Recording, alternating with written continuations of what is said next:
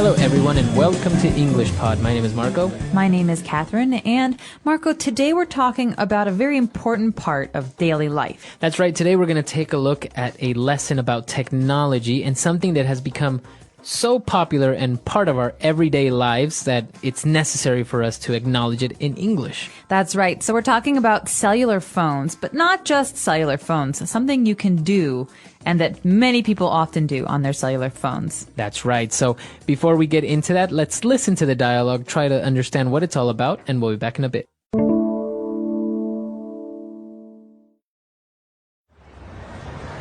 Why didn't you text me last night? What? I sent you 3 or 4 messages. I didn't get any of them. I was waiting for you to text me the address of where the party was and I never got your message. Why didn't you just call? I hate sending SMS messages. Well, because I didn't have any credit on my phone. I used it all up this month. I thought you had an unlimited SMS plan. I do, but if I don't have any credit in my phone, it won't let me call or send messages. No wonder you didn't get my texts. Alright, we're back, so now let's take a look at language takeaway. Language takeaway. First up on language takeaway, we have the verb that is the focus of today's dialogue, to text. That's right. So this is a verb in this case, to text. Text me. Why didn't you text me? Why didn't you text me? Now remember that text means other things in other situations. Right. Here it's a verb. It's a very new word as a verb from the last maybe 15 years or so with cell phones. So that's actually what it means, is to send a text message via cell phone. So you send a message. That's right. So you actually write the message, right? It's not a call. When I call you, I talk to you. When you text someone, you actually write a message. Right. It's very short, and then you send it, and the other person can read it. Right. So instead of saying, why didn't you send me a text message last night, we just say, why didn't you text me? All right. Now, another word that we often hear about texts is the noun messages or message. So I sent you 3 or 4 messages. That's right. So when we're talking about texting someone, what we're doing is sending a message. A text message. A text message. That's right, because we can send a voice message. That's right. So voice is me talking. Hi, Marco, it's Catherine. How are you doing? Right. But a text message is actually words. I write them out. I don't say them. That's right. So, but then we could actually use the verb form as well. So we can say to text, or we can say to message. Why didn't you message me last night? That's right. So this is more slang, to message someone, because text is very common and everyone uses it. But normally young people say, hey, why didn't you message me? Or aren't you ever going to message me? Right. Or stop messaging in class. That's right. So these are verbs to text and to message. That's right. Now, if we see down towards the middle of the dialogue, we see that the person hates sending SMS messages. So it's kind of explaining already what's been said, because you have SMS messages, and this abbreviation stands for Short Message Service. Short S, message M, service S. So short message service. But most people around the world say SMS. Right. So they say, oh, send me an SMS. Or send me an SMS message, which again, like we see in the dialogue, it's kind of contradictory because we're already saying short message service message. Yeah, but most people don't know what SMS means. So they just say, hey, send me an SMS message, or send me a text message, or I didn't get your SMS. That's right. Now, lastly, we didn't get the SMS because we didn't have any credit on the phone. All right. Now, credit is an important word here. It's a noun. It's a thing. We have credit, or we don't have credit. And it's important to remember that credit stands for money. All right. So maybe I buy $10 of credit for my cell phone. And that means I can send many, many messages. But when I have 0 credit, I can't send any messages. That's right. So this is important because usually in many places, you have to have this amount of money in your phone in order to be able to talk and send messages. So this money that you have is called credit. So you can say, I don't have any credit on my phone. That's right. And it's basically a way of having money without having real money. Right. You actually buy credit from your cell phone provider, like AT&T, or if you have China Telecom. That's who you buy credit from. That's right. Very good. Let's listen to the dialogue again, and we'll be back with Fluency Builder.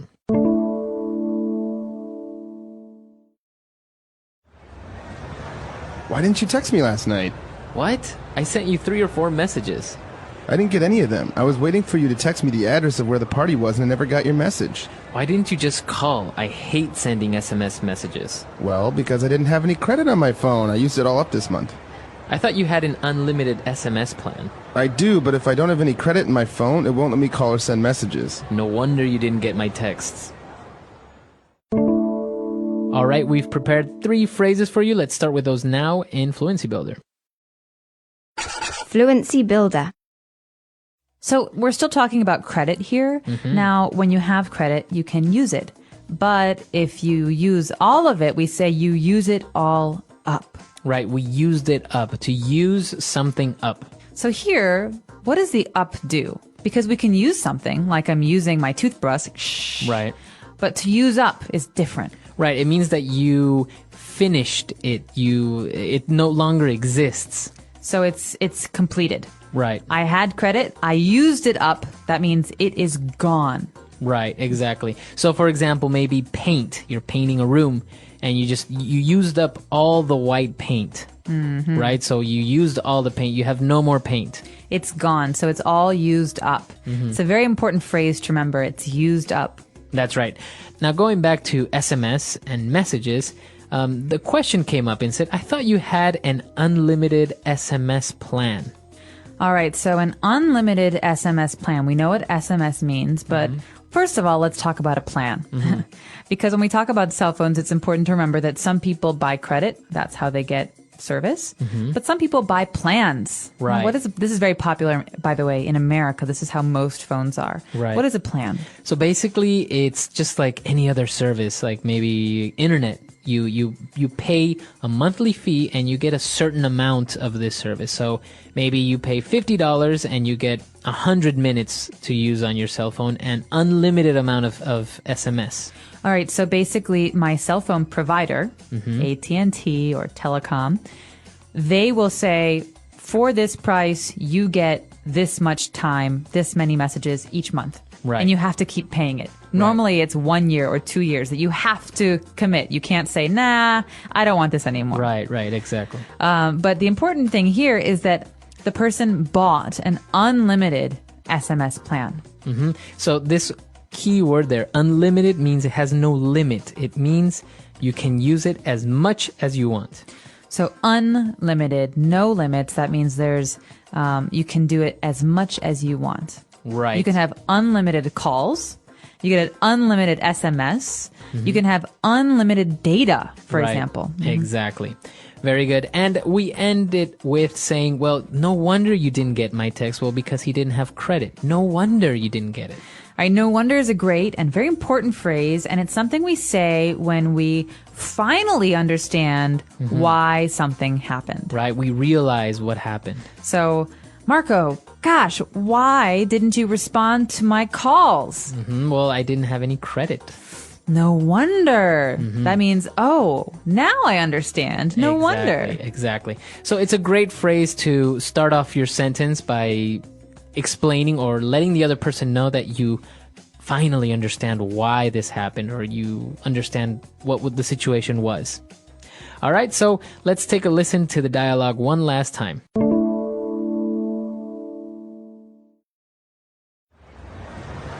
Why didn't you text me last night? What? I sent you 3 or 4 messages. I didn't get any of them. I was waiting for you to text me the address of where the party was and I never got your message. Why didn't you just call? I hate sending SMS messages. Well, because I didn't have any credit on my phone. I used it all up this month. I thought you had an unlimited SMS plan. I do, but if I don't have any credit in my phone, it won't let me call or send messages. No wonder you didn't get my texts. All right, we're back. So, talking about messages and everything, do you send a lot of messages? Because I know some people who send like 100 messages a day. Well, they're usually teenagers. Yeah, I don't send 100 messages a day. I mostly use messages. I don't call people very often. I find that messages are easier and cheaper, actually. Right. But I can't imagine sending 1,000 messages a day or 100 messages a day. Your thumbs would get so tired. Well, I remember, well, this is back in the day when you had the little Nokia phones and you didn't have the touch screens and all this stuff. I did have some friends who were very, very agile with sending these messages, and some of them did send like, I don't know, 100, 200 messages a day, because it was that new way of communicating with people. Yeah, it's very exciting. And I will also mention, and this is something that my parents complain about, there is something in America, and I'm sure in England as well, called text talk or text speak. And so because messages are short, Right. people have started to change the way they spell or write words. Right. So instead of saying FOR, this is for you, they write, this is number for you. Right, exactly. And it's so funny because you see these normal words, but written in a strange new way. Yeah. And people who are older, I think my parents' age, and I do too to some extent, really don't like it because it's so different. Right. It's especially very popular with the younger generation because it translates now to all sorts of messaging. So not, before, as you say, it was because of the limitations, the amount of characters you could send in a message. But now it's just become something that people have gotten in the habit of doing. So, for example, instead of writing skate, like skateboard, they would write SK and then the number 8. So skate. That's right. Skate. It's so strange. And I know it actually happens in other languages as well. Yeah, a lot. Italian, they do it a lot, and Spanish, I'm sure, as well. But we call it text speak because it's very, very short and kind of abbreviated. But it's a problem from my understanding is because these younger generations, they use it so much that they really kind of start forgetting the proper grammar and proper spelling. So even you will find, I saw a report the other day, essays or reports handed in with these terrible spelling mistakes. That's awful. Well, I hope that people are learning grammar and spelling, especially non-native learners of English. So Right. If you're doing homework for your English class, don't use these, but it might be interesting to look them up. So let us know, though. Do you text message people? Do you send these text messages? Do you have SMS service in your country? Let us know. Our website is englishpod.com. All right, we'll see you guys there. Bye.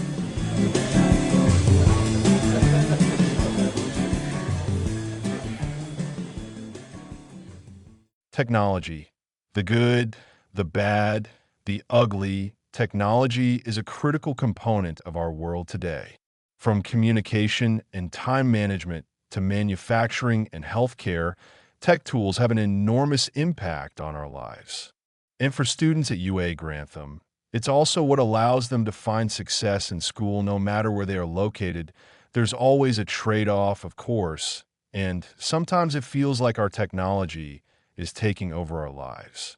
Let's take a look at the good, the bad, and the ugly sides of technology today, and how we can make sure that we're getting the most out of these tools without falling into some common traps. The good, let's start with the benefits that technology offers us.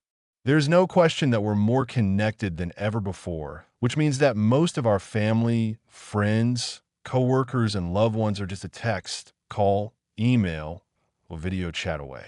Stop and appreciate this for a moment. As difficult as being apart for any reason can be, we can still talk in real time with those who matter most. That also means we don't have to relinquish many of our routines, no matter what else is going on in the world. Technology allows us to keep working, communicating, going to school, shopping, going to doctor or therapy appointments, playing games, and staying aware of current events. And it allows us to do so with even more ease. Google's product suite, for instance, can help you write, format, present, calculate, collaborate, remind, and share all from one platform alone. The resources available today have made it possible to easily learn, share, and create in a truly global environment. Technology allows students to watch lectures, participate in discussion groups, complete assignments, and earn their degrees from the comfort of their own homes. Online learning platforms make it possible to skip the commute to campus, eliminate the need for exams by mail, and improve efficiency. The benefits of technology are genuinely incredible, but there can be too much of a good thing. Our hyperconnectivity means we may have difficulty disconnecting or creating space to unwind. That can lead to feelings of stress or exhaustion and make it harder to truly relax when we need that rest. If you could be working, studying, or catching up all the time, how do you know when to stop? Creating boundaries and promoting mindfulness are critical for giving ourselves the space and time our mental health deserves. That it's also important to be aware of the potential physical consequences from 24/7 connectivity. Eye strain, hand or wrist pain, and sleep deprivation are common symptoms when spending so much time on our devices or in front of screens. Text neck, BlackBerry thumb, and other overuse injuries are becoming increasingly more prevalent, which means it is critical to give your body a break and invest in your long-term health, particularly if you're spending time on screens for work, entertainment, and school. Going to school in a digital environment can exacerbate these trends, putting students at added risk for physical injuries, even when it feels like a sedentary activity. Look for ways to optimize your study time, which can help you ensure you're getting the most out of your screen time. UA Grantham offers a host of student support services, including tutoring, advising, and technology help that can help you avoid spending too much extra time in virtual spaces. The ugly, unfortunately, there are even more severe risks out there when so much of our time is spent in virtual spaces.